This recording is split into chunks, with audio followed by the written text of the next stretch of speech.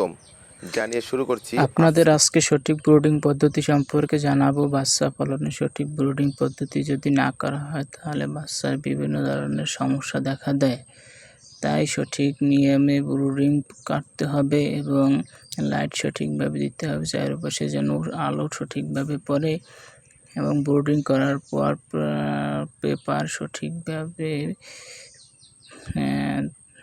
দিয়ে তারপরে বাচ্চা আসার ৩-৪ ঘন্টা আগে বাতিগুলো জ্বালিয়ে রাখতে হবে, যাতে ব্রুডিংয়ে প্রচুর পরিমাণে সঠিক তাপমাত্রা থাকে এবং সঠিক তাপমাত্রা থাকলে তাহলে বাচ্চা সঠিকভাবে এসে চলাফেরা করতে পারবে এবং কোনো প্রকারে সমস্যা থাকবে না।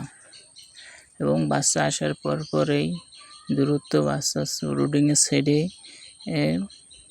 গ্লুকোজের পানি দিয়ে দিতে হবে। তারপরে গ্লুকোজের পানি দিয়ে বাচ্চাকে চারিদিকে ছড়িয়ে দিতে হবে। ধন্যবাদ সবাইকে।